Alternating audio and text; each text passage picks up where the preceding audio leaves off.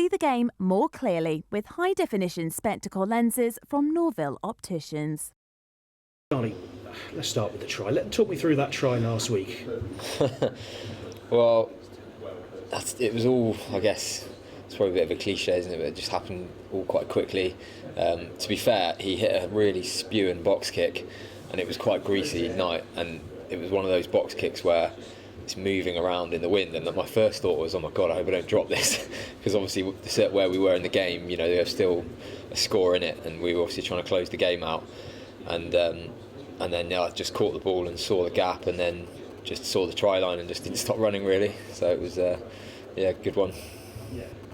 David said afterwards that those sort of opportunities haven't been created properly out wide. We haven't seen the best of Gloucester's wings so far this season. I mean, presumably until that moment, it's something you'd have agreed with.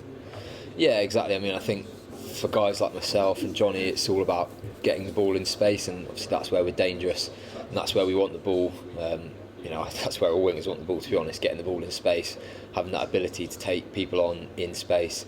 And it is, you know, with the way that defences are these days, it's not easy. It's not like it used to be. Defences are very well drilled, people are getting fitter, so there's more people in the line all the time, not so many people on the floor.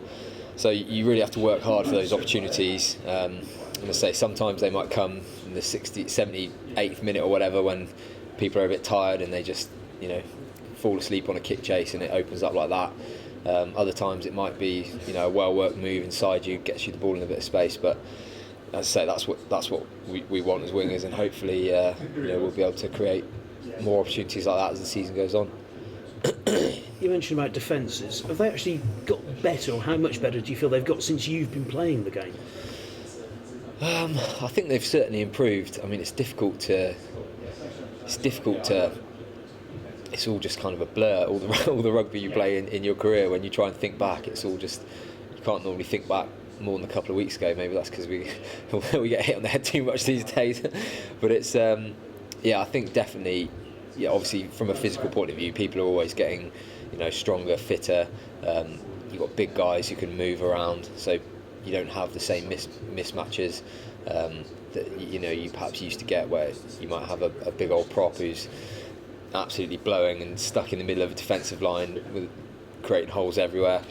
So yeah, it's, and I think also, you know, there's a big emphasis on analysis and analysing other teams, and you know, defence wins you matches, and we've seen Saracens have lots of success over the last few years with a game that's based on a strong defence. Obviously, you know, they're a good attacking team as well, but I guess predominantly they're renowned for having a big D, and it's certainly something that a lot of teams will be looking to, you know, have as a big part of their game, because, as I say, especially this time of year when the conditions aren't great, you know, it could certainly win you matches.